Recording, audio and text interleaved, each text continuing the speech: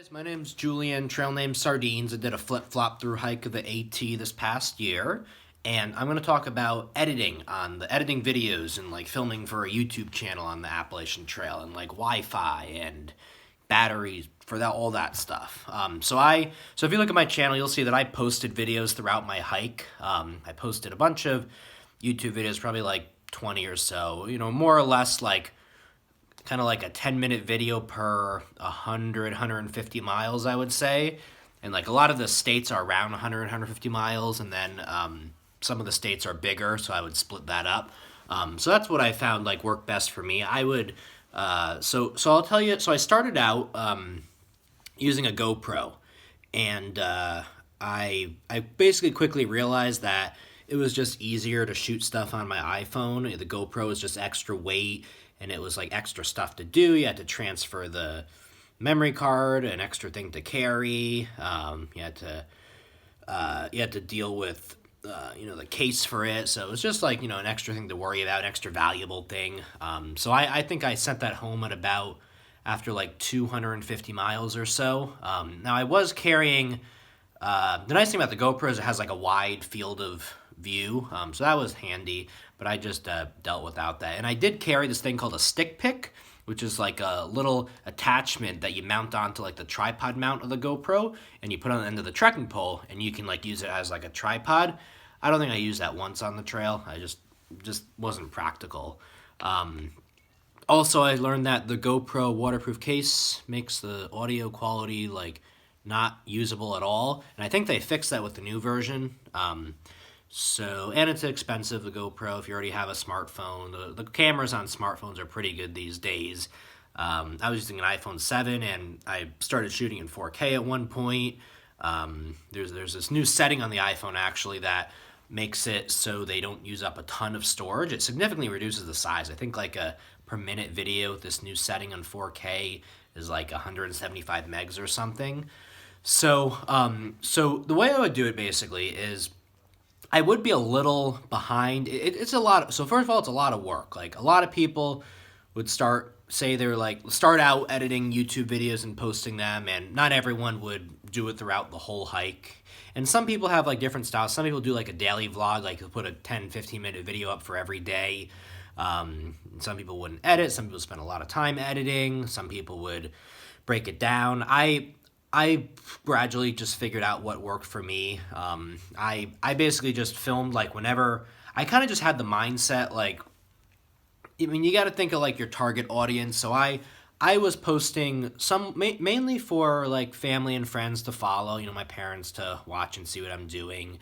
But I also wanted to make it sort of educational for people who are thinking about doing the AT at some point. And they just want to see what the experience is like. So the rationale in my head when I was deciding, all right, should I pull up my phone and shoot this, was like, oh, did I just learn something here? Or is this something new? Or is this something that someone who isn't doing the trail doesn't know about it? And that's how I would decide what to shoot.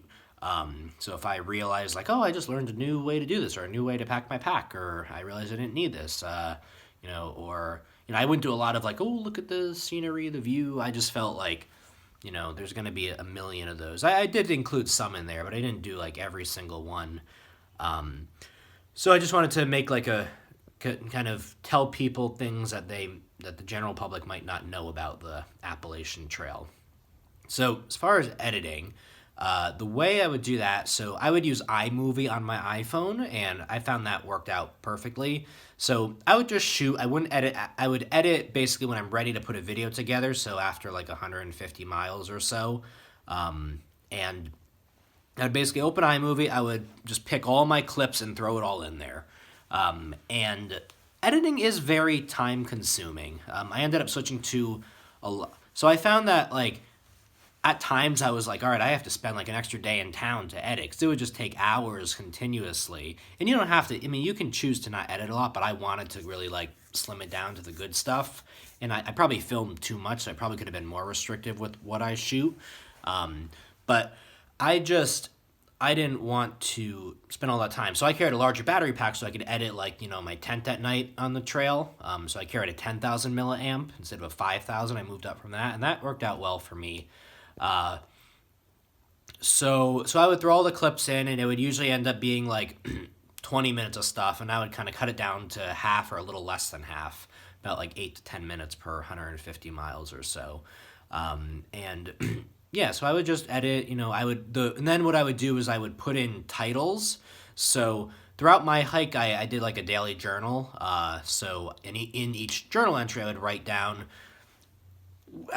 where I started and where I ended, like the northbound mileage number. So from Springer Mountain in Georgia.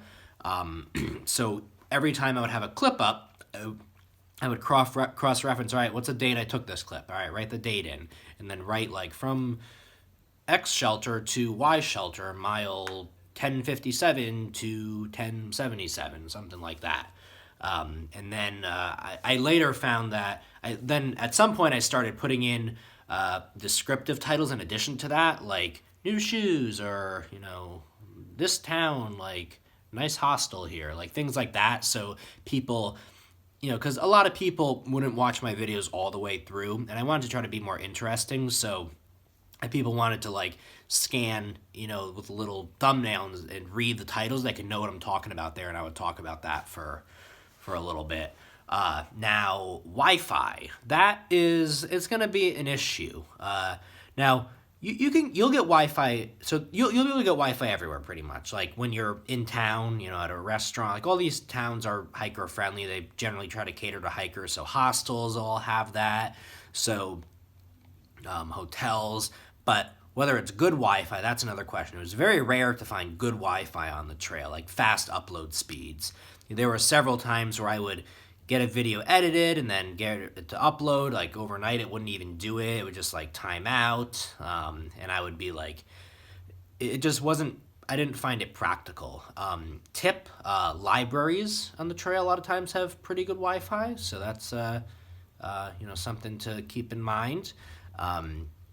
But what I ultimately ended up doing is I just bit the bullet and got an unlimited data plan, and I would just upload over LTE, and I could get a whole video up in like 20 minutes at the top of a mountain when I had a good signal. I just found that most practical. I probably would have spent more like staying extra nights in hotels or hostels like for that. So that's what I did. And also I ended up going home several times in the trail, so I did a lot of video editing at home here. But I think that's all I really have to say about that.